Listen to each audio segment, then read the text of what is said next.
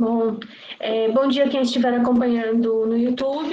Estamos iniciando a mesa 46, Hegel, Heidegger e Estética, e teremos também um trabalho sobre Sartre nessa mesa.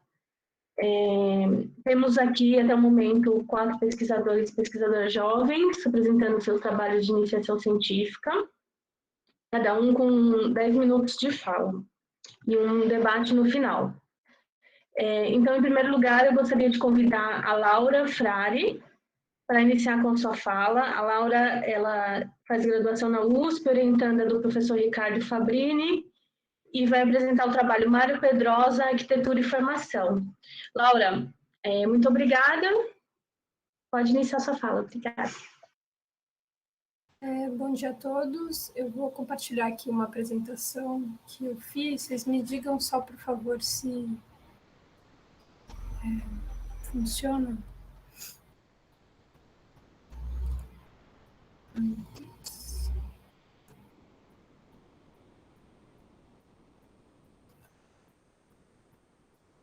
Vocês conseguem ver? Sim. Vou checar no YouTube também, mas acredito que sim, né? Deve estar igual. Sim, pode seguir. Obrigada. Eu vou começar, então. Bom dia a todos. Meu nome é Laura. O título da minha pesquisa é Mário Pedrosa, Arquitetura e Formação. O meu objeto de estudo é uma série de textos escritos pelo crítico de arte Mário Pedrosa, do final da década de 50 ao início da década de 60, que tem como tema a crítica da arquitetura moderna brasileira. E o objetivo da minha pesquisa era entender um pouco como é que esses textos do Mário podem contribuir para a gente pensar a arquitetura como uma figura do processo de modernização específica que a gente passou no Brasil. Então, essa fotografia, na verdade, é meramente ilustrativa, é uma fotografia do Mário Fontanelli, esse é o espaço do Planalto Central onde foi construída Brasília, e esse é o eixo monumental no ponto em que ele se cruza. Eu usei isso porque é uma das imagens que o Mário usa bastante nas pesquisas, nos textos dele. Então, eu queria só começar com uma breve introdução mesmo, falando sobre um ponto que eu acho que é bastante fundamental na obra do Mário e também no meu projeto. Eu vou ler esse slide aqui para vocês. A trajetória crítica de Mário Pedrosa sempre esteve orientada para a recuperação da arte como frente de transformação do mundo. O mais fundamental era a compreensão de que a efetividade de uma obra reside antes em sua elaboração formal, sendo esta responsável pela sensibilização do espectador. É esta operação de reeducação da sensibilidade que seria a medida de radicalidade de uma obra. Então, o Mário ele tem uma trajetória bastante importante de crítica a artistas vinculados ao realismo socialista ou a obras de cunho nacionalista no Brasil, e ele está sempre tentando recuperar um pouco o sentido de que o que tem de mais fundamental na obra é justamente essa elaboração formal, que seria responsável por uma sensibilização do espectador e uma reeducação do espectador através da obra, que é justamente o que seria a possibilidade de reeducação de uma sensibilidade e produção de um homem novo. Assim, né? Então, é um pouco por aí que ele entende essa questão. Isso é importante também porque, justo no período anterior a esses escritos sobre arquitetura e sobre Brasília, ele vai estar bastante próximo do grupo concretista e neoconcretista de São Paulo e do Rio de Janeiro, que tem uma preocupação bastante grande com essa questão da elaboração formal, e isso acaba ressoando bastante nos ensaios posteriores dele.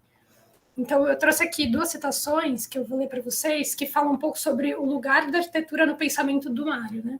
Eu vou ler aqui.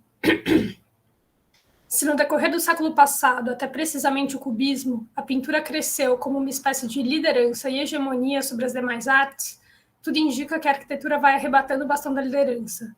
Tudo indica que estamos marchando de novo no plano cultural para a síntese, em reação à predominância e ao excesso de análise do século XIX.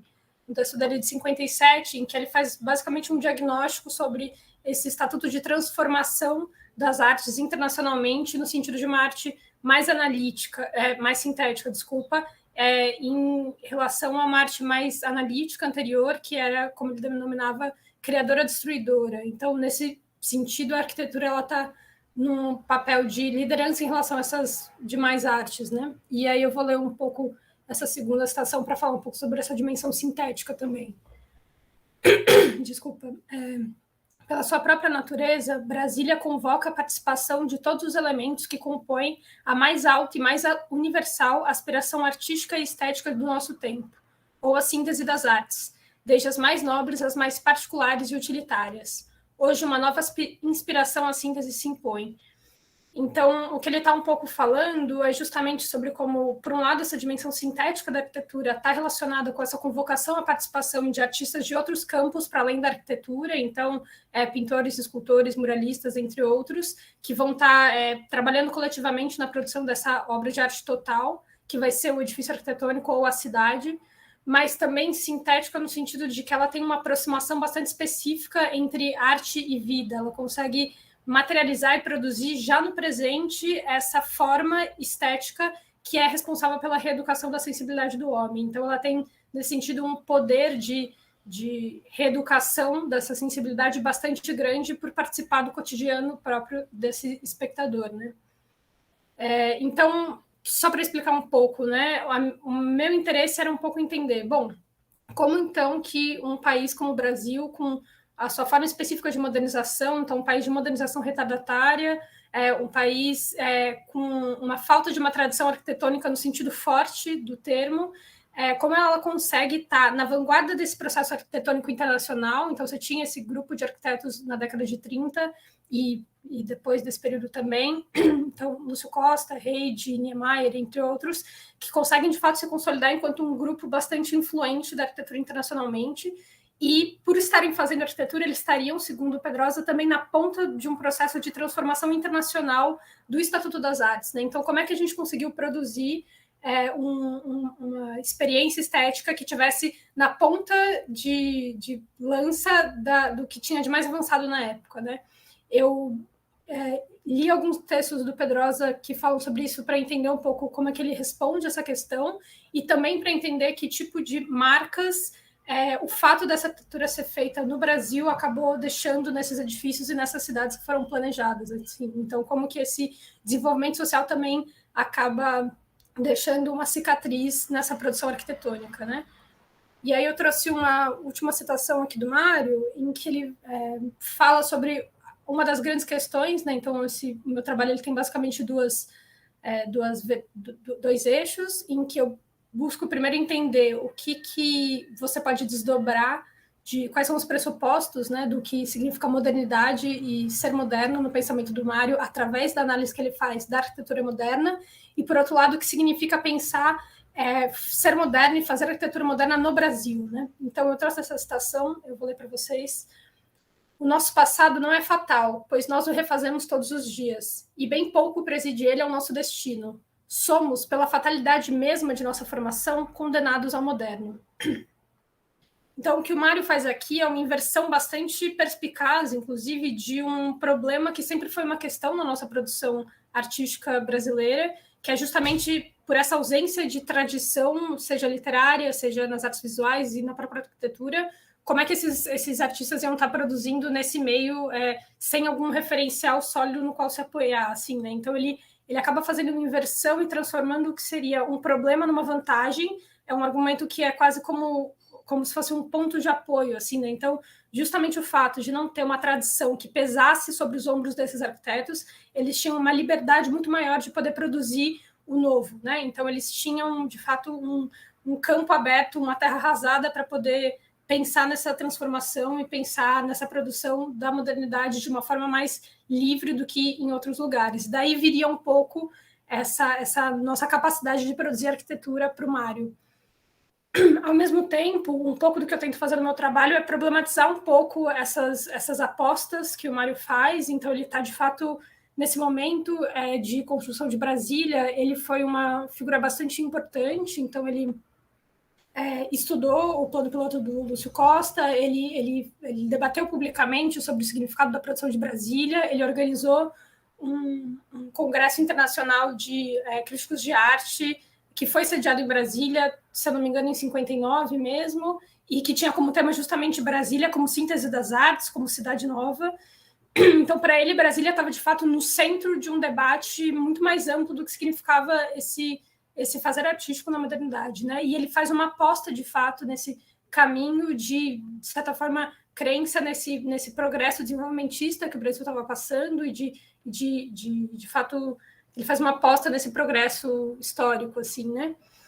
E, ao mesmo tempo, então, o que eu estou tentando pesquisar é justamente como a própria obra do Mário já traz algumas dos problemas que esse projeto vai encontrar pelo caminho. Então, ele, de fato, ele pressente algum desses problemas e ele fala sobre eles, mas ele sempre um pouco acaba apostando que eles vão ser resolvidos pelo próprio projeto, né? Então, duas coisas que eu posso mencionar aqui, enfim, como exemplo, já que o meu tempo já está se esgotando, é um pouco uma das questões que ele traz, que é bastante importante também em vários textos dele, é como a relação desses arquitetos modernos, no Brasil, ela teve bastante próxima de algumas figuras do Estado brasileiro, como Getúlio Vargas e o Juscelino Kubitschek, e como essa relação específica com o Estado no Brasil deixou marcas nessa arquitetura. Então, ele fala, por exemplo, um pouco da gratuidade formal do Niemeyer e da distância que ele teria em relação ao funcionalismo mais rígido da arquitetura moderna europeia, por exemplo, uma coisa mais austera, mais rigorosa. Essa gratuidade formal teria algo de... poderia ser explicada também por essa interlocução do Niemeyer com um projeto de Estado do Getúlio Vargas e da relação que ele teve com o Getúlio no começo da carreira dele, posteriormente com o Kubitschek. Então, ele vai sentindo um pouco esses problemas, mas ele acaba um pouco deixando para lá. Em outro texto, ele fala um pouco sobre essas nuvens que pairam sobre Brasília, e ele pressente alguma questão bastante tensa em relação aos militares da época. Ele fala um pouco sobre os lugares que foram construídos em Brasília para abrigar equipamentos militares, e ele ensaia alguma coisa nesse sentido, mas ele acaba não desenvolvendo. Mas um pouco o que eu tento fazer é mostrar como já tem marcas na produção dele que podem, inclusive, questionar um pouco desse projeto que ele mesmo foi um forte defensor. Eu acho que eu já encerrei meu tempo, então vou encerrar por aqui e a gente pode conversar mais no debate. Muito obrigada, Laura, pela sua fala. A Raquel Fraga Lopes está ausente, então eu vou passar para a Juliana, que vai falar sobre Jean-Paul Sartre, a noção de desejo e transcendência do ego. Ela é orientanda do professor Marco Sacchini. E, Juliana, muito obrigada e pode começar a sua fala. Tá bom. Eu não preparei nenhuma apresentação, tá, gente? Bom dia a todos. Então, eu vou só ler. Caso tenha algum problema com a minha conexão ou com alguma fala que vocês não entenderam, podem, por favor, me interromper. Bom, na minha exposição, eu pretendo abordar a noção de desejo e a transcendência do ego de Jean-Paul Sartre. Esse artigo foi publicado em 1936. E ele é considerado o primeiro artigo filosófico de Sartre e até mesmo, para alguns autores como Alexandre Carrasco, o marco zero da sua identidade filosófica. Ele foi escrito após Sartre começar a fazer suas investigações fenomenológicas, recebendo bastante influência da filosofia de Husserl e de Kant, tanto que a principal intenção de Sartre é criticar as concepções kantiana e husserliana do eu. Com essa apresentação, eu buscarei expor como Sartre concebe o desejo e a transcendência do ego a partir das relações entre ego, consciência e o mundo. Para isso, somente a primeira parte do artigo, voltada ao eu e o mim, será abordada. Antes disso, no entanto, eu acho importante ressaltar que, desde o início do texto, o Sartre deixa claro a tese de transcendência do ego, que é provar que o ego não está na consciência, mas sim no mundo. Tendo isso em mente, podemos iniciar a exposição de fato a partir da definição da consciência, que é o primeiro movimento argumentativo para entender a concepção de desejo dentro desse artigo. De acordo com Sartre, a existência da consciência é um absoluto, na medida em que ela é consciência de si, e ela é consciência de si na medida em que é consciência de um objeto transcendente. Isso quer dizer que a consciência não é posicional, ou seja, ela não é um objeto. O objeto encontra-se fora dela, está no mundo. O ato da consciência consiste apenas em aprendê-lo. Por isso, afirma-se que a consciência se conhece apenas como interioridade absoluta. Em seguida, Sartre indica que a consciência possui 3 gradações, que serão explicadas a seguir. A primeira delas é a consciência irrefletida. Nela, o eu não se encontra presente, não sendo considerado nem mesmo um objeto. Em contrapartida, a consciência permanece um absoluto. Então, nessa gradação, ela pode ser descrita como translúcida, como uma leveza pura, pois ela é tão somente consciência de objetos e lateralmente consciência de si mesma. A segunda gradação da consciência é a refletida, em que a consciência retoma um evento do passado, relembrando. Nessa gradação, o eu aparece pois além do objeto aprendido, também lembramos do eu. Então, Sartre até mesmo utiliza o seguinte exemplo, em que uma pessoa não se lembra apenas de uma paisagem, mas ela se lembra de si própria vendo a paisagem. Essa operação reflexiva, marcada pela participação do eu, opera o cogito e considera a consciência como um objeto. Por fim, a terceira gradação é a reflexionante. Ela não existe sem a consciência refletida, sendo, portanto, uma síntese de duas consciências. Assim, podemos definir a consciência reflexionante como uma consciência de si mesma ou da consciência reflexiva. Enquanto consciência de si própria, ela não é posicional, pois a consciência reflexionante é em relação a si própria irrefletida. Já enquanto consciência da consciência reflexiva, ela é posicional. Nesse momento, Sartre introduz o mim através da seguinte pergunta, abre aspas, não seria precisamente o ato reflexivo que faria nascer o mim na consciência refletida? Fecha aspas. Afinal, ao tornar-se reflexivo, o pensamento sofre uma modificação radical relativa à experiência concreta, porque há uma reconstituição de momento não tético, ou seja, sem um eu envolvido, para uma lembrança reflexiva que possui um eu. Então, por exemplo, se lembrarmos os momentos que antecederam essa apresentação, eu vou retomar não somente aquilo que estava fora de mim e que aconteceu, mas também alguns detalhes da consciência refletida. Então, eu vou me lembrar de abrir o link, e ao fazê-lo, eu vou lembrar que eu tinha consciência do computador, do mouse, do site. Então, apesar da presença do eu, deve-se esclarecer que o conteúdo da lembrança da consciência irrefletida não contradiz os dados da consciência reflexiva. Evidentemente, na lembrança reflexiva, o eu está presente. Então, eu abri o link. E na lembrança irrefletida desse momento, não. Não há um eu quando abro o link da apresentação. Há somente a consciência do link prestes a ser aberto. O que se identifica nas experiências são apenas os objetos presentes do mundo, e são esses objetos que constituem a unidade das consciências, apresentando-se como valores, qualidades e afins. Quanto ao eu, Sartre constata que ele não aparece na reflexão enquanto consciência refletida. O eu se dá por meio da consciência refletida, sendo apreendido por ela. Aprofundando-se na relação do mim com a consciência, Sartre menciona a teoria dos moralistas do amor próprio, que propaga que o amor de si e, consequentemente, o mim encontram-se dissimulados nos sentimentos das mais variadas formas.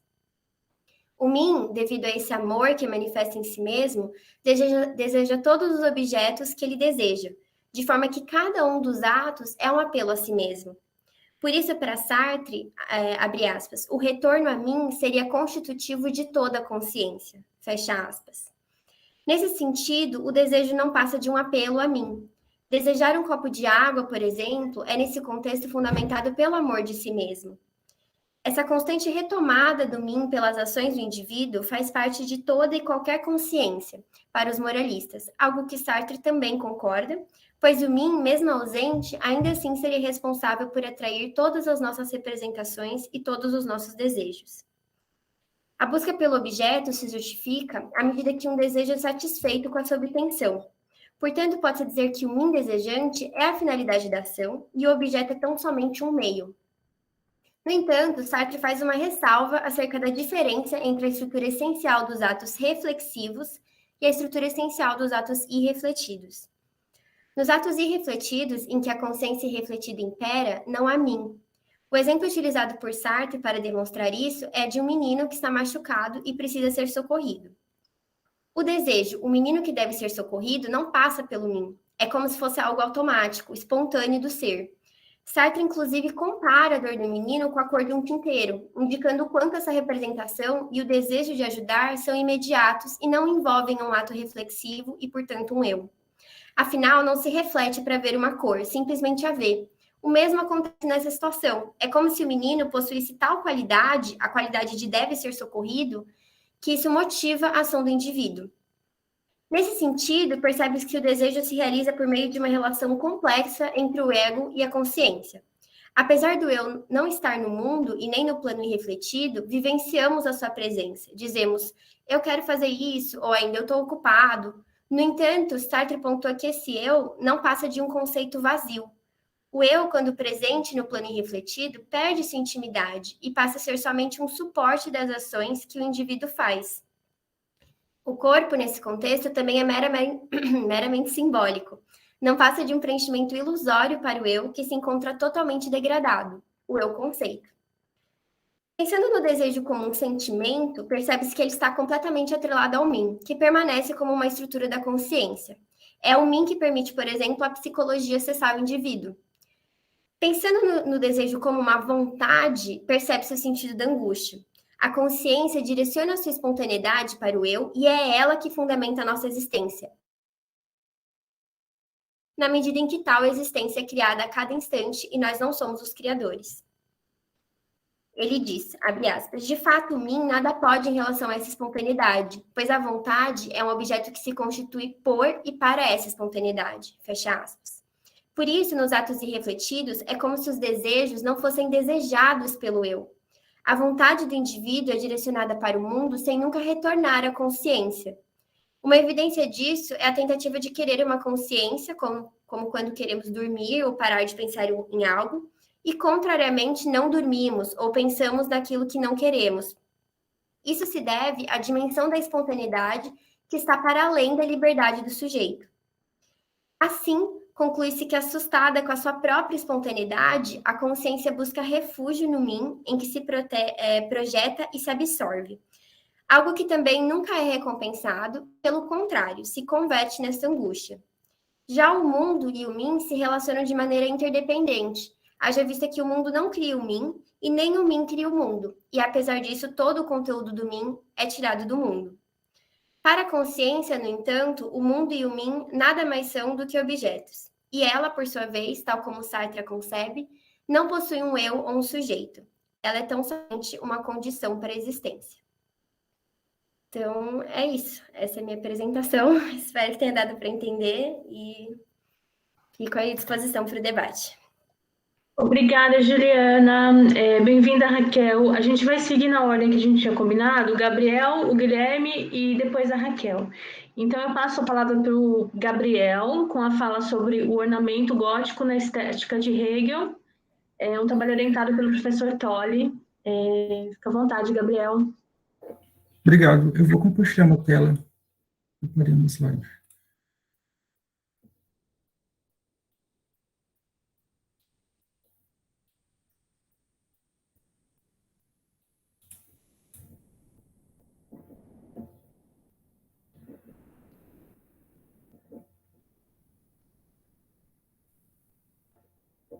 Vocês estão vendo?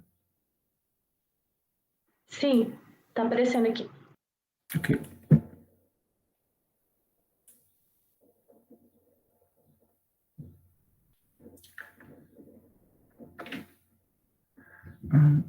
A presente pesquisa visa compreender a importância que Hegel confere à decoração das catedrais góticas. Essa pesquisa tem como método um estudo comparado entre as concepções de Goethe, Schlegel e Hegel, de modo a compreender como Hegel se insere nas discussões protagonizadas durante o século XVIII, no que diz respeito ao ornamento, a partir das noções de interioridade e conformidade afins. O problema. A motivação para realizá-la surgiu, por assim dizer, da noção hegeliana de autonomia, que nos cursos de estéticas diz respeito a uma das características das obras da bela arte. Grosso modo, uma obra é autônoma quando nela há uma plena adequação entre conteúdo e forma. Daí surge a questão que delimitamos como o principal problema a ser investigado. Qual a importância do ornamento para Hegel? Uma vez que, com base na noção de autonomia, ornamentos, enfeites, os adereços e as decorações poderiam ser descritos como secundários ou excedentes à obra. Zutzer, por exemplo, no dicionário intitulado de Teoria Geral das Belas Artes, escreve sobre o verbete gótico do seguinte modo: o gótico é, em geral, o esforço dispensado sem qualquer gosto às obras da arte, às quais não falta sempre grandeza e esplendor, mas sem beleza, deleite e refinamento.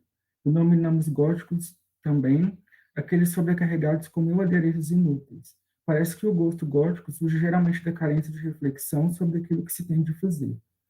Através das palavras de Zutzer, podemos compreender de onde nasce o problema da presente pesquisa, porque, tendo em vista o conceito hegeliano de autonomia, seríamos levados a crer que Hegel descreve a decoração de modo similar ao de Zutze, o que, como veremos, não é o caso.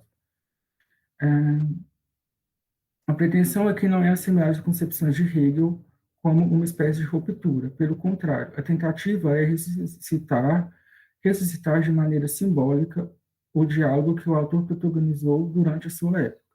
Antes de Hegel, a nossa pesquisa aponta primeiro para Goethe, como o autor que esboçou uma mudança de ideia acerca do lugar da decoração da arquitetura gótica. Goethe, no texto sobre a arquitetura alemã, encontra na decoração uma espécie de efetividade artística.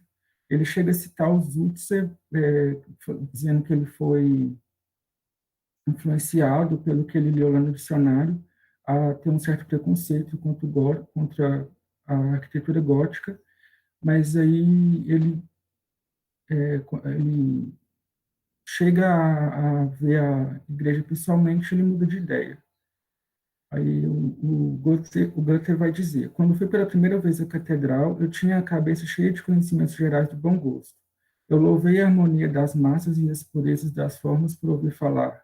Era um inimigo declarado das arbitrariedades confusas dos adornos góticos. Sobre a rúbrica gótico, semelhante a um verbete de um dicionário, juntei todos os mal entendidos sinonímicos, termos como indeterminado, desordenado, natural, agregado, remendado, sobrecarregado, que sempre vinham à minha cabeça. Em seguida, relata a sua impressão sobre a Catedral de Estrasburgo, quando a viu pessoalmente pela primeira vez. Citando Goethe, assim, ao prosseguir meu caminho, fiquei apavorado diante da visão de um monstro disforme e encrespado. Uma impressão total e grandiosa preencheu a minha alma, impressão que eu certamente pude saborear e desfrutar, mas não conhecer e esclarecer, porque consistia em milhares de particularidades harmoniosas entre si. Diferente de Goethe, cuja a atenção esteve mais voltada para a exterioridade da obra, Hegel, como veremos daqui a pouco, desenvolve a questão do ornamento gótico com base naquilo que o adorno desperta na interioridade humana. Aqui vale dizer que para essa distinção entre os dois atores não corresponde uma tentativa de polarizar cada um de um lado, como se eles tivessem visões inteiramente distintas e inconciliáveis. Na verdade, se trata de identificar como Hegel sedimenta suas concepções a partir dos escritos de Goethe, aos quais sabemos que ele teve acesso. No título do capítulo denominado Arquitetura Romântica, Hegel usa a expressão arquitetura romântica para se referir à arquitetura gótica, porque, conforme indicado pela nota do tradutor da nossa edição, marca referência ao texto citado anteriormente de Goethe. De novo, há um diálogo de época que, dessa vez, diz respeito à tentativa da parte dos poetas do romantismo de firmar uma identidade nacional. Em segundo lugar, é importante a tentativa da parte de August Schlegel de encontrar um fundamento em comum que se desdobra entre diferentes gêneros artísticos particulares, como a escultura, a arquitetura, a pintura, a música, a dança e a poesia. A investigação do autor foi inspirada pela influente obra de Fichte, O Fundamento da Doutrina da Ciência, que procurou, grosso modo, delimitar o eu, a subjetividade, como fundamento da relação cognitiva e prática com o mundo. Também inspirado pela doutrina das cores de Goethe, Schlegel não busca uma teoria técnica das cores, como tentou Goethe, mas um fundamento da cor tendo como ponto de partida a percepção humana. Trata-se de explorar o mundo de manifestação da liberdade humana presentes em todas as artes. De inspiração filosófica, o texto de Schlegel trata teoria, crítica e história da arte como coisas inseparáveis. Ter isso em mente é importante porque nos leva a compreender um dos motivos pelos quais a doutrina de Schlegel se desdobra de modo orgânico, livre e sistemático. Uma leitura estrutural que procura se ater ao sentido conceitual do texto pode não ser o melhor método de leitura aqui. O trabalho de trazer mais de um autor e diferentes textos tem como inspiração as obras da filosofia clássica alemã, como essa de Schlegel, cujo teor é mais especulativo. As mais de 1000 páginas dos cursos de estética chegaram a nossas mãos a partir das anotações que os alunos faziam durante as preleções do autor. Seria injusto tratar essas obras como se elas não merecessem ser lidas com rigor, mas também não poderiam poderíamos empregar tentar sistematizá-las, tendo em vista a vastidão de temas que são constantemente retomados e propostos. Para Schlegel, o adorno é tão importante na arquitetura como a conformidade afins. São duas coisas intimamente ligadas. Schlegel não dá muita atenção à arquitetura romântica, mas é possível estabelecer relações com Hegel a partir de como Schlegel aborda as colunas da arquitetura clássica. Para Schlegel, a arquitetura gótica tem como princípio a inumerabilidade, enquanto a arquitetura gótica pauta-se pela simplicidade. Nas colunas jônicas e coríntios, por exemplo, as ordenações colocadas no topo cumprem com a finalidade de atrair o nosso olhar para o alto.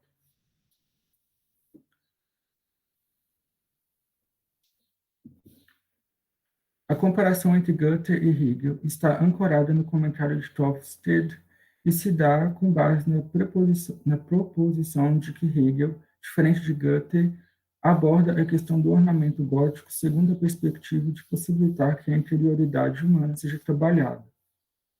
O Tofstede vai dizer: o que Goethe, partindo do objeto individual, conceitualmente desenvolveu na essência do gótico, em que seu interesse era principalmente pelo exterior, tornou-se o ponto de partida para a representação dos traços de caráter geral da arquitetura gótica, em explicações direcionadas e baseadas em uma visão holística do fenômeno da arquitetura da catedral. Um exemplo dessa diferença de perspectiva da parte de Hegel aparece quando o autor diz que, na medida em que a arquitetura gótica importa principalmente, citando Hegel, na medida em que a arquitetura gótica importa principalmente às massas dos edifícios a aparência de serem maiores e principalmente mais altos do que de fato são, ela não satisfaz com superfície simples, mas fragmenta sem exceção cada uma delas, justamente em formas que indicam elas mesmas novamente elevar-se. Apenas nesse caso é conservada particularmente nos edifícios góticos a solenidade de sua seriedade grandiosa. Assim como a devoção religiosa deve percorrer todas as particularidades do ânimo, das relações vitais de todos os indivíduos, e gravar as representações universais firmes no coração de modo indelével. A conformidade presente em Schlegel torna-se secundária em Hegel, uma vez que há um retorno à forma natural que deve se elevar livremente. No que diz respeito a ela, quando nos encontramos no interior de uma catedral medieval, recordamos menos a firmeza e conformidade a fins mecânicos de pilastras de sustentação e de uma abóbada que repousa sobre elas do que as copagens de uma floresta, cujas fileiras de árvores inclinam seus galhos uns sobre os outros e apontam um conjunto para o alto. A importância geral da decoração para a arquitetura gótica se revela então através da fragmentação de massas, de modo que elas pareçam maiores, mais altas e indicam um elevar-se. Segundo Rosana, citando a comentadora, o vitral translúcido mostra a separação do mundo exterior da natureza. O mundo agora é o homem interior, cuja mente e espírito, como os arcos pontiagudos ascendentes, estão orientados para o céu. Aqui, o edifício representa um lugar onde outras artes, como escultura ou música, mas também atos do mundo objetivo, razão pela qual o recinto completo é um aspecto tão importante dessa arquitetura. Direto para a conclusão, eu acho que a conclusão sintetiza bem mais ou menos o movimento que eu pretendo fazer. Goethe, ao reconhecer a importância do ornamento para a arquitetura gótica em seu texto crítico, direciona sua percepção para o que há de exterior da Catedral de Estrasburgo. Schlegel, em comparação a Goethe, intenta posicionar-se diante da questão da decoração de uma maneira um tanto quanto mais filosófica, se tomarmos como base, por exemplo, a noção de conformidade afins. Em Hegel, a importância do ornamento gótico parece ser ressaltada, ao contrário de Goethe, segundo seu aspecto interior, isto é, como aquilo que estimula a devoção humana. No que pesa a distinção de Hegel e Schlegel, para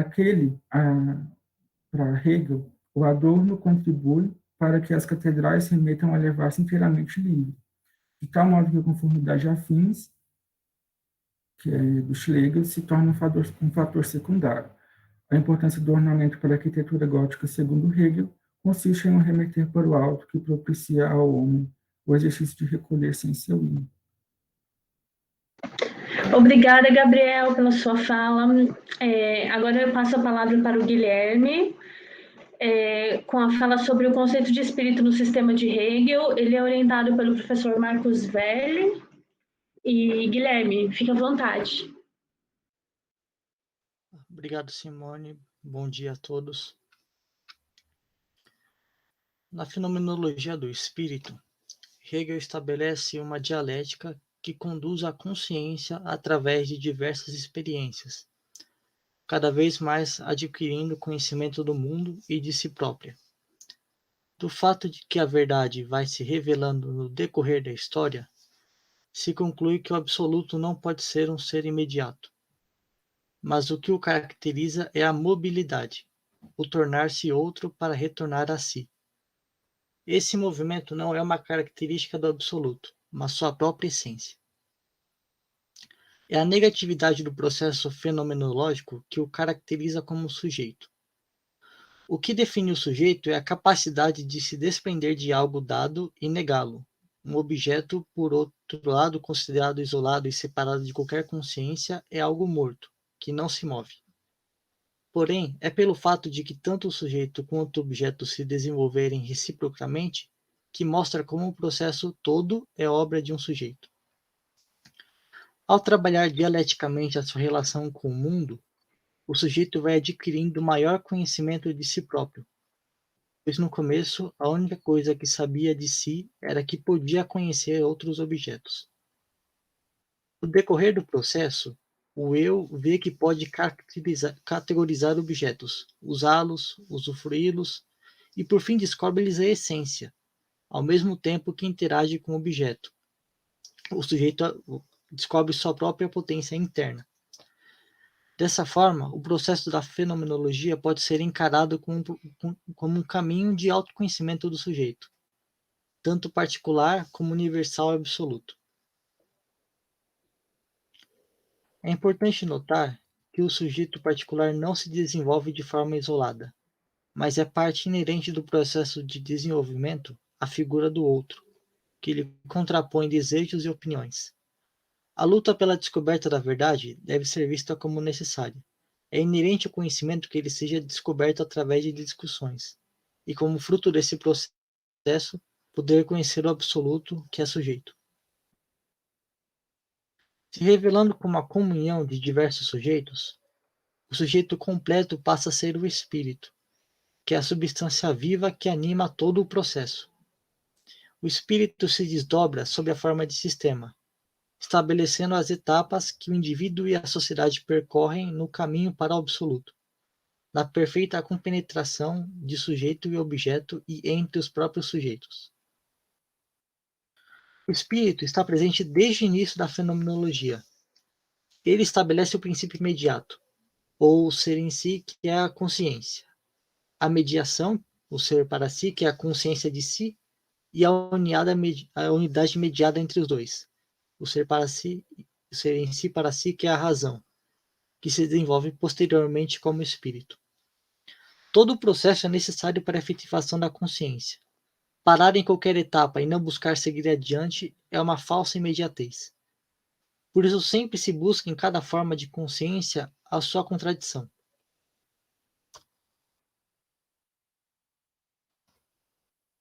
Pode-se estabelecer como método para o caminho fenomenológico a confirmação do saber que o sujeito tem com a verdade do objeto. Esta é a chamada de em si ou essência do objeto, o objeto em si ou a essência dele. O exame que a consciência faz é comparar o seu conceito, que ela mesma produziu, com essa essência, que teoricamente é independente dele, para ver se ambas correspondem. Como este é um processo de negação, todo o conceito será rejeitado. Mas mudando o conceito, muda-se também o objeto, pois ambos são observados pela mesma consciência. Para ela se tratam de dois objetos diferentes, mas para o filósofo que observa o movimento, tanto o conceito como a consciência surgem na própria consciência. Ou tanto o conceito como a essência surgem na própria consciência. Uma forma de interpretar esse processo fenomênico é conceber que a consciência realiza uma cisão em si própria. Ela diferencia um objeto de si e tenta se reconectar a ele. Nessa divisão, o lado da consciência é o saber, o conceito, e o lado que se separou da consciência é o objeto ou a verdade. Essas determinações se dão automaticamente no decorrer do processo dialético. Então, não é necessário se fiar muito nas particularidades dela, apenas deve-se contemplar o seu movimento. A verdade surge como sendo conectada ao saber que se tem dela, e essa é uma grande diferença da consciência para o filósofo que a observa.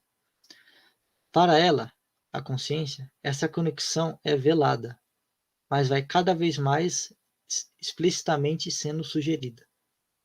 Enquanto que para o filósofo isso já é conhecido, e pode, portanto, entender claramente um movimento de negação determinada. Isso porque a verdade negada não desaparece, apenas se transforma, conjuntamente ao conceito. Se tomamos o ponto de vista da consciência, que crê ter um objeto completamente estranho à sua frente, o exame se faz impossível, pois como o padrão de medida, o conceito, é dado pela consciência, o objeto não reconhece ele como legítimo. Do mesmo modo, não cabe ao filósofo determinar a verdade do saber de forma externa a ele, como querendo dar pitaco sobre o processo, sobre como a consciência está interpretando o objeto que aparece para ela. Do ponto de vista do filósofo que observa, a consciência toda vez diferencia um objeto de si e tenta aplicar um conceito a ele. Dessa forma, o exame se trata da comparação da consciência consigo mesma. Ambos os lados são tão parecidos que é possível afirmar uma relação simétrica. De um lado, a consciência percebe um objeto, ou a verdade, e de outro lado, há o conceito, o inteligível, que está na própria consciência. Contudo, é igualmente possível afirmar que o objeto é o inteligível, pois pode ser conhecido, tem a capacidade de ser conhecido, e a verdade é o conceito mental, relembrando a concepção tomista, de que a verdade é a adequação do intelecto com a coisa. O processo que a consciência faz é denominado de movimento dialético, pois nele os conceitos e os objetos são contrapostos, um é negado pelo outro em busca de uma resposta ontologicamente superior. Isso retoma o conceito dialético antigo, onde as disputas eram feitas entre ideias para se alcançar a verdade ou alguma ideia melhor que as anteriores. No caso da fenomenologia, o processo é uniforme, pois segue um único caminho e mira a um mesmo objetivo. Então, uma comparação meramente ilustrativa, a gente pode tomar como exemplo os diálogos platônicos, no qual cada diálogo tem um início, meio e fim, cada um deles é separado. Num tema é o belo, no outro tema é o bom, no outro tema é a coragem. São separados. Na fenomenologia seria uniforme. Seria uma forma de contrapor as duas visões de dialética. Retomando. Um método para esse movimento da fenomenologia é a experiência que a consciência faz dos objetos que lhe aparecem. O objeto que ela analisa tem dois lados. O ponto de vista do sujeito, aquilo que aparece para ela, também chamado de fenômeno, e o lado em si, a verdade do objeto que é imutável. Negando aquilo que é incognoscível para si, a consciência toma por verdadeiro apenas o fenômeno, o ser para si, e assim o novo objeto contém o negativo daquele, pois o negou e agora considera como nada. A partir do processo de negação, a consciência trabalha apenas com o fenômeno do objeto que havia experimentado. O senso comum poderia recriminar a concepção de que a consciência deve trabalhar com o para si do objeto, pois o verdadeiro lhe escaparia, e ela estaria lidando com a mera aparência do objeto.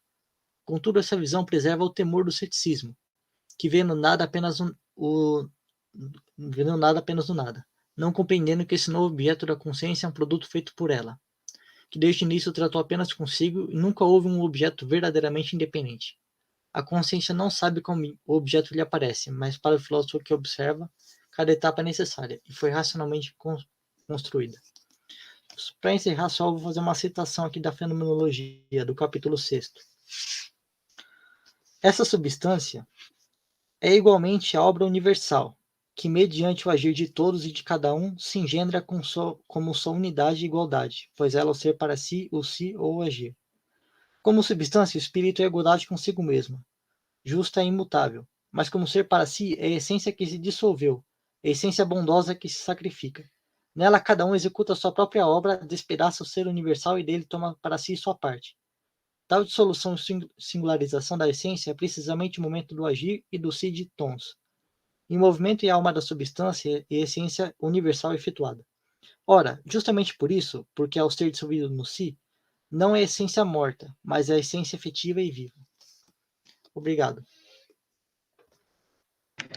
Obrigada, Guilherme, pela sua fala. Eu gostaria agora de passar a fala a Raquel Fraga Lopes com o tema O Estranho em Heidegger e Hilke, orientada do professor Marcos Velli. Raquel, bem-vinda. Você tem 10 minutos de fala e eu vou te dar um aviso quando faltar 3, tá bom? Tá bom. Obrigada, bom dia a todos. Vamos lá.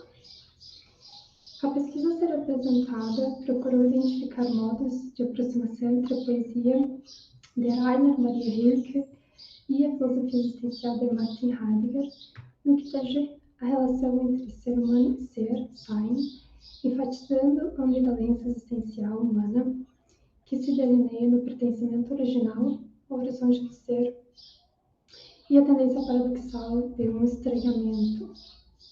Tá um pouco baixo? Ai, tem um microfone aqui. Tá. Melhorou agora? Não? Não tem microfone. Bom, vou tentar falar mais alto, então. Tá, obrigada. Pergunta-se, por fim, como, a despeito da condição existencial fundamentalmente caracterizada pela finitude, experiências de ser podem se dar. A interrogação central presente no pensamento de Martin Heidegger tem como centro a busca pelo sentido do ser. O ponto de partida desta investigação, que se introduz na obra seminal Ser e Tempo, é o ser humano, enquanto o ente no qual o ser se manifesta. Desta forma, as vivências humanas, os deuses e a história configuram-se como domínios dos quais o ser se dá a conhecer em seu sentido geral, de onde emerge uma compreensão ontológica prévia e não conceitual. Inserido nessa abertura originária, o Dasein tem como um dos traços de sua existencialidade a compreensão ontológica. Vou adiante. Então, a despeito desta abertura fundamental, Heidegger fala repetidas vezes de uma distância constante para com o ser. Pode-se mencionar a passagem de sua obra tardia, os conceitos fundamentais da metafísica, finitude e solidão, em que se afirma que a filosofia é Heimweh, consiste em uma saudade do lar ou ainda uma pulsão que busca estar em casa. Aquilo mesmo que anima a atividade filosófica é uma reação afetiva a esta distância originária humana.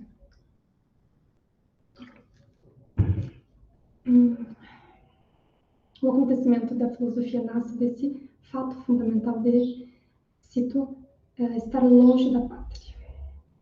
Em compasso com isto, transparece na obra do poeta alemão Rilke a ideia de que o ser humano perdeu o sentido de unidade com a natureza e vive, assim, em despedida do aberto, isto é, da conexão com a totalidade, com o ser, com a natureza. Como indicam os versos das elegias de Duino. Com todos os seus olhos, a criatura vê o aberto. Nosso olhar, porém, foi revertido, e como uma armadilha, se oculta em torno do livre caminho. Se os animais e demais seres comungam de uma unidade com todos, se encontram no livre espaço, no eterno presente da totalidade, o ser humano é, por sua vez, o único ente que está, por assim dizer, expelido da comunhão com a totalidade, que frustra, que o próprio homem frustra em razão de sua própria essência. Isso se assenta, sobretudo, na consciência e volição próprias do ser humano, faculdades pelas quais se demarca a diferença e se estabelece os domínios intransponíveis do sujeito e do objeto. Bem como se organiza o real em proveito da vontade humana. Daí o Rick fala, né, e nós, espectadores em tudo, sempre, voltados para tudo. Espectadores em tudo, voltados para tudo, nunca de fora. Ora, tanto no pensamento de Heidegger, como nas reflexões poéticas de Rick, pode-se dizer que há uma compreensão da essência humana afirmada sobre esse não pertencimento, e também para com o mundo, que se contrasta com aquilo que o filósofo concebe em ser e tempo, como uma abertura fundamental, né, que eu introduzi isso no segundo parágrafo. Bom, esse descompasso existente entre o ser humano e a totalidade, que é como vimos aquilo de que a própria filosofia vive, se delineia no pensamento de Heidegger no fato de que, de um lado, o ser aí habita originariamente o solo do ser, somente ele é existência, que significa somente ele se acha na abertura do ser, e, de outro lado, porque o seu ser no mundo está sempre em declínio.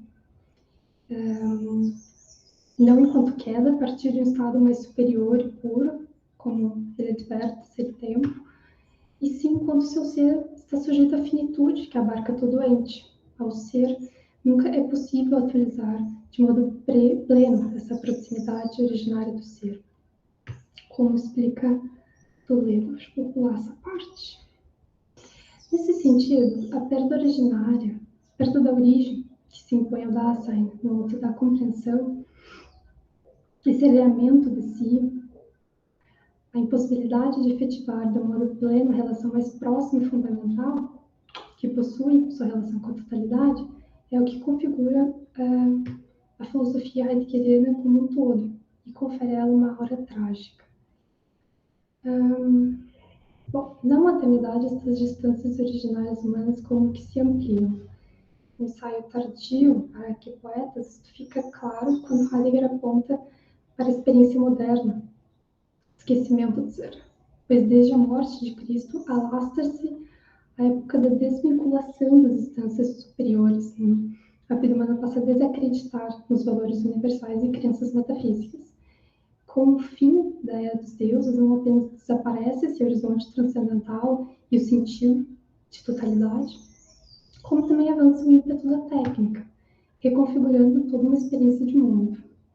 A natureza desse momento em diante deixa de ser vista como algo em si por si, torna-se um mero objeto a serviço da vontade dos empreendimentos técnicos, conforme exposto no ensaio pelo próprio Heidegger, né, portanto, interpretando a poesia e as obras de Hilke. Para Hilke, o desenvolvimento da técnica abre caminho para relações meramente utilitárias com as coisas, de modo que estas perdem sua identidade própria e o sentido profundo que possuem. Explicitando este pensamento de Hilke, Heidegger diz, eu cito Heidegger, o lugar daquilo que nos ofereceu, a partir do seu interior, o conteúdo humano das coisas, outrora guardadas, vai sendo ocupado cada vez mais depressa, cada vez mais irreverentemente, mais completamente, pela objetualidade do domínio técnico sobre a Terra. Esse fim de citação.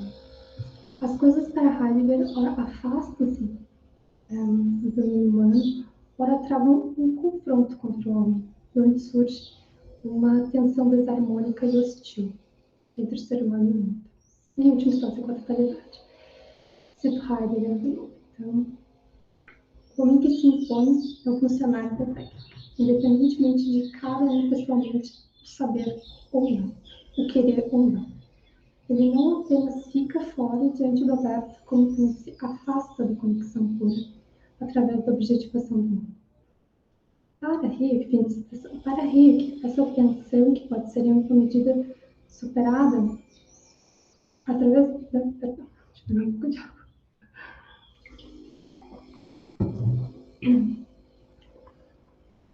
Para Hilke, essa tensão pode ser em alguma medida superada através de uma reorganização interior, em que não mais se procura impor-se contra as coisas sem recebê-las no espaço cordial do coração. Assim faz, em particular, o artista, quando simplesmente acolhe a existência mundana finita, como assinala nos versos, do poema O Canto das Mulheres ao Poeta, uma tradução livre para Eucídio. Tu, porém, tomas somente em tua face, como se fosse paisagem, gentilmente, sem avidez, né? Sem voracidade, sem vontade. Nesse modo sereno e despretensioso de se estar no mundo, Hilke e Heidegger ambos veem uma postura alternativa à imposição do querer para o ser humano em geral, bem como a possibilidade de reconexão com a totalidade. Ainda que se possa perceber em Heidegger e sobretudo em Hilke uma certa ênfase na longura originária humana em relação à natureza ou totalidade, transparece nesses autores o esforço em se reconhecer possibilidades genuínas de aproximação no interior dessa condição fundamental. Hilke, em seus versos improvisados, que Heidegger interpreta em Para que Poetas, fala que por mais que o ser humano intencione, em conformidade com seu querer o ser, concebido aqui como risco, e dessa forma nunca esteja no interior da totalidade, mas diante dela, ainda assim ele é capaz de arriscar-se mais, querer o risco ainda mais, isto é, querer a existência humana em sua plenitude de totalidade. Eu cito dois versos do poeta: arriscamos, no caso, o ser humano arriscamos mais, e não por interesse próprio. Arriscamos por um sopro mais.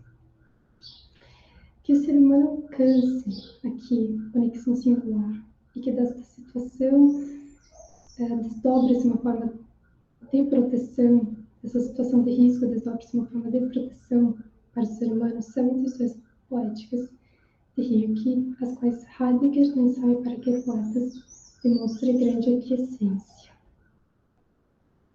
É isso. Muito obrigada, Raquel. Então, agora eu vou abrir o debate, eu vou fazer algumas questões, eu acho que eu vou fazer um a um, eu acho que é melhor a pessoa responder e depois fazer para o colega. E vocês, por favor, fiquem à vontade também para fazer perguntas para os colegas, tirarem algumas dúvidas, né? Eu gostei muito de todos os trabalhos. Eu vou começar pela Laura. Muito interessante a sua discussão sobre o trabalho do Mário Pedrosa. Eu queria perguntar, em termos da metodologia para a sua pesquisa, até para uma pesquisa futura, primeiro, o que você está usando de referencial de teoria social para pensar essa relação de modernidade e atraso? Você mencionou o desenvolvimentismo, né? Quais referenciais fora, né, da obra do Mário você pretende utilizar e está utilizando? Não sei, Schwartz, porque tem referenciais do tempo dele e tem referenciais posteriores também, né? É uma questão de método também que você vai fazer na sua pesquisa. E também queria perguntar com relação ao Habermas, né, que é uma visão de um pesquisador europeu sobre esse mesmo tema, né, essa relação entre arquitetura e modernidade. Tá bom, Laura? A gente tem, acho que, uns 25 minutos, então eu vou pedir para vocês não se alongarem muito na resposta para dar tempo para os 5 falarem. Obrigada pela questão, Simone.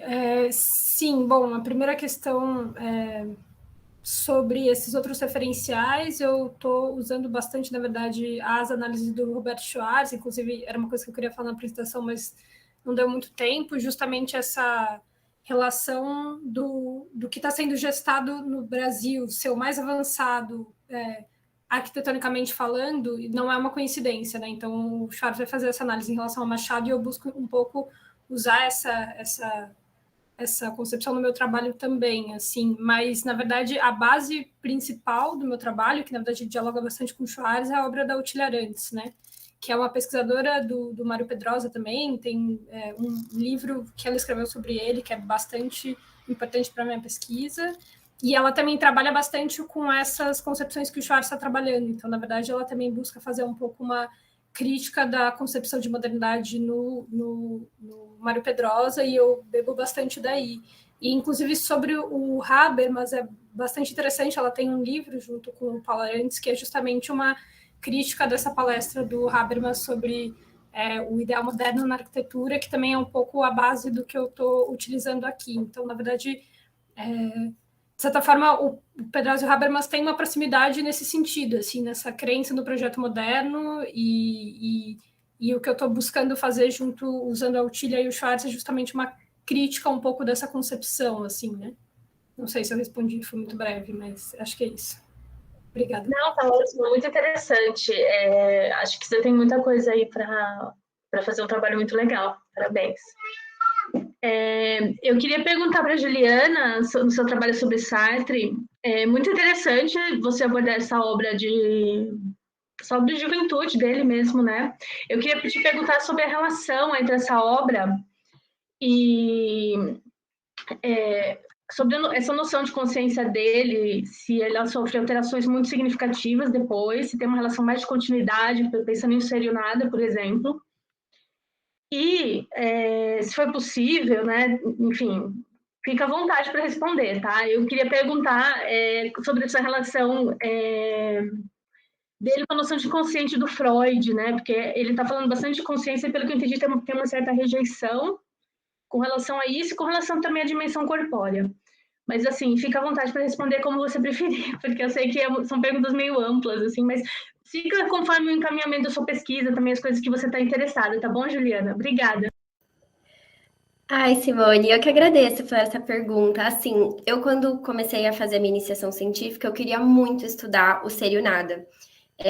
Eu já li um pouco, assim, por conta, mas o que o Sacchini me recomendou é que, assim, essa é uma obra muito intensa, muito complexa, e eu precisaria de uma base para poder chegar nela, né? E aí, no caso, eu me foquei muito em A Transcendência do Ego, que, de fato, assim, é muito início do Sartre. Pelos artigos que eu li, essa noção de consciência sofre alterações, sim. Mas eu não saberia te dizer quais são essas alterações, porque eu realmente preferi me aprofundar mais em A Transcendência do Ego, ter mais propriedade nesse artigo, e acabei não desenvolvendo, não vendo essa noção em outros. Então, essa eu vou ficar devendo. Sobre o inconsciente, então, o Sartre, ele rejeita totalmente o inconsciente, né? Para ele, assim, o ato irrefletido, ele fornece todas as representações que a consciência possui, né? Que a consciência reflexiva possui, porque nesse momento aparece o eu, né? Então, a gente poderia falar, poderia ter um inconsciente. Para ele, não. Existe somente a consciência a primeira, né, do ato irrefletido, e ela que vai fornecer todas as nossas informações, né, que vão ser utilizadas pelas outras consciências. Então, existe, sim, até mesmo uma prioridade, assim, ontológica entre a consciência irrefletida e as outras, porque ela é autônoma, ela não precisa de nenhuma outra para existir, justamente por isso, por ela ser muito imediata, né? Como eu falei, é uma consciência dos objetos e lateralmente consciência de si. Então, é a maneira que nós temos contato com o mundo e é daí que vem todas as nossas informações. Então, nesse sentido, Sartre refuta totalmente a ideia do inconsciente. Eu não sei, pela transcendência do ego, como eu falei, não sei se ele faz uma crítica extremamente direta ao Freud em outros momentos. Em A Transcendência do Ego, ele simplesmente refuta o inconsciente. E quanto ao corpo, né, a gente percebe que, assim, na Transcendência do Ego, ele é muito uma ilusão, é só uma representação física do eu. Então, assim, é um símbolo, é dessa maneira que o Sartre descreve. Então, ele não se aprofunda muito, aliás, até mesmo o eu, ele considera uma coisa ilusória, tanto é que ele chama de eu conceito. Então, tanto eu como o corpo, nesse momento, eles têm uma dimensão mais prática, assim, do que de fato real, sabe? Então, são símbolos, né? É assim que eu descreveria. Não sei se eu respondi ou se você quer fazer mais alguma outra questão. Tá ótimo, Juliana. Eu acho super bacana. Achei muito boa a ideia de começar pela transcendência, né? O Sacchini é sensacional. Eu acho que é maravilhoso. E é muito legal você seguir a obra de um autor, né? E você ir seguindo as mudanças e tudo. E acho que é isso. Aí depois eu vou abrir para ver se os colegas também querem fazer perguntas para vocês, tá bom? Mas eu vou seguir, então, conversar com o Gabriel Rocha Pinheiro, Muito interessante também o trabalho sobre a estética do Hegel. Eu queria te perguntar, você fala da noção de devoção religiosa, né, e essa coisa de remeter ao alto. Eu queria te perguntar se essa devoção religiosa, como que é ela, num sentido mais amplo, né, no curso de estética, se você entende que ela tem uma dimensão importante em outros temas também do Heidegger em relação à estética, e também queria te perguntar com relação, se nesse contexto tem alguma referência à arte antiga, né, que você possa desenvolver um pouco mais, além das coisas que você conversou. Tá bom? Fica à vontade também, como todos, para responder o que você sentir em relação ao encaminhamento da pesquisa mesmo, que acho que é uma oportunidade de pensar, né, futuros assim, da pesquisa. Tudo bem, obrigado pela questão. Heidegger eu não li assim, para saber fazer algum tipo de comparação. Gente, é Hegel, me perdoa, é Hegel que eu falei. Do Hegel. Esquece o Heidegger, tô louca. O Hegel de juventude, para ser mais específico, ele dá bastante valor a algum tipo de devoção. Parece que ele até escreve lá o Vida de Jesus, que ele propõe um Jesus que não faz milagres, que é completamente racional, mas ao mesmo tempo tem o lado do absoluto, né, que de certa forma o ceticismo kantiano negligencia, e o Hegel parece tenta tomar conta dessa questão. É difícil falar sobre isso, mas assim, o Hegel, a religião também aparece, se não me engano, na História da Filosofia. O problema é que tem muita pouca coisa que está traduzida para o português, ainda não domino muito bem o alemão, mas aparece várias vezes assim, a religião, e ele dá um certo peso, né, histórico. Geralmente é uma perspectiva histórica que aparece também bastante nos cursos de estética, e eu acho que os comentadores eles exploram bem isso, mas qual é a outra questão? Eu esqueci. Sobre a relação com a arte antiga no Hegel, não no Heidegger. Aparece muito, assim. O Schlegel, ele está o tempo todo fazendo comparações entre a arte clássica, a arte romântica. O Hegel faz a mesma coisa, ele está o tempo todo fazendo comparação. Eu só fiquei com um pouco de medo de trazer isso para a minha pesquisa. Assim, ela é bem nova, eu entrei no programa de iniciação científica esse ano, pretendo expandir para mais um ano que vem, né, estender. Mas tem sim, tem muita comparação. Às vezes eles citam também até os antigos, a arte egípcia, a oriental. Dizem que o Hegel foi o primeiro a tratar dela com mais cuidado. Pelo jeito é verdade, porque tem muitas páginas falando só sobre isso. Interessante, parabéns, Gabriel, e assim, boa sorte na pesquisa, vejo que também você tem muito chão. Querido Guilherme, queria te perguntar, né, no seu trabalho sobre o sistema de Hegel, porque no seu resumo você chegou a mencionar a enciclopédia brevemente, queria perguntar se você está buscando também algum tema na enciclopédia, e também perguntar com relação a temas, como você pretende, se você tem alguma ideia de como você pretende encaminhar a sua pesquisa, com relação, não sei, talvez a diferentes passagens da fenomenologia, ou então uma abordagem temática, assim, do direito, da história. Eu vi que você fala bastante de história, né? Então, eu queria te perguntar nessa direção. Novamente, fica à vontade. Obrigado pelas perguntas. Então, a questão da enciclopédia, eu tinha como projeto inicial mesmo trabalhar ela bastante. Porque ali ele faz as coisas muito mais separadinhas, né? Cada categoria, uma indo na frente da outra. Ele é bem mais analítico do que na fenomenologia. Mas, por orientação, né, do professor Marco, eu acabei focando mais na fenomenologia mesmo, que é o texto mais introdutório, né, onde ele é mais simples, eu acredito, que na enciclopédia é cheio de referências para lá e para cá. E a questão histórica realmente foi porque é uma característica bem desse texto de Hegel.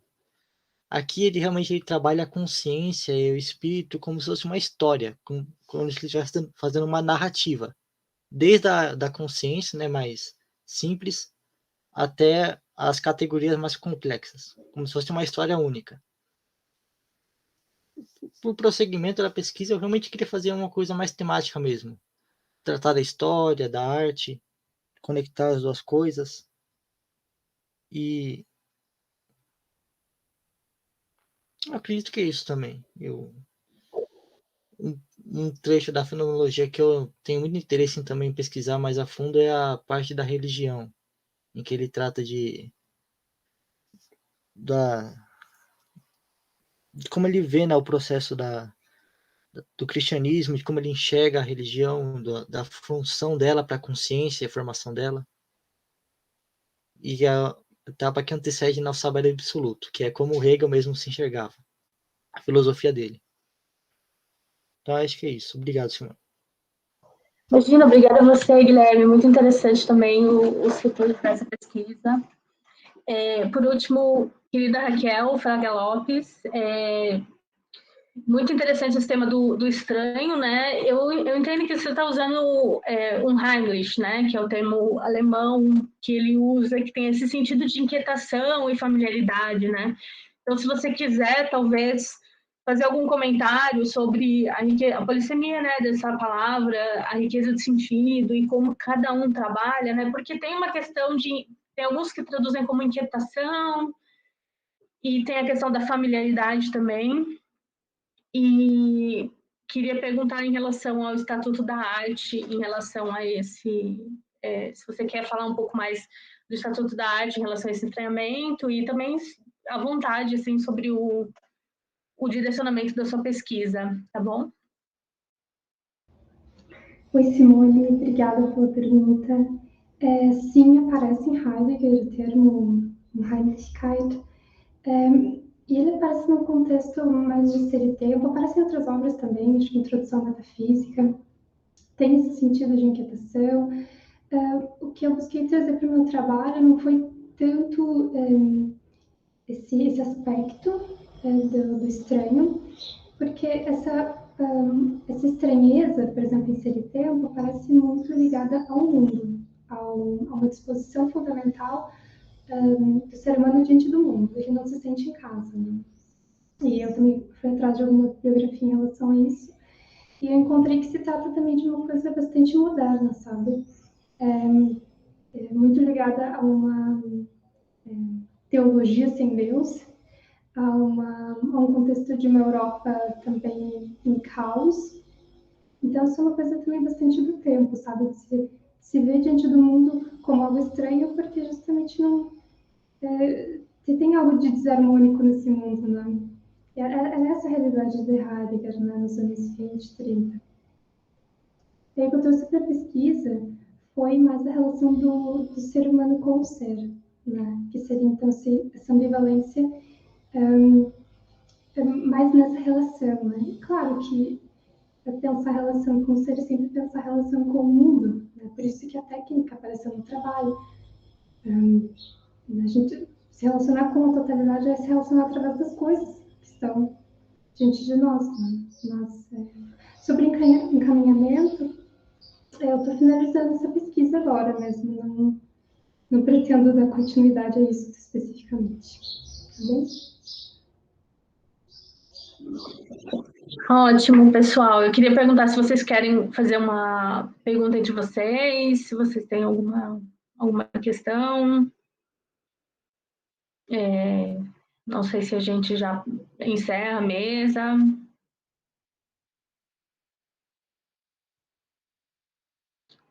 Pessoal do suporte do Cicusp.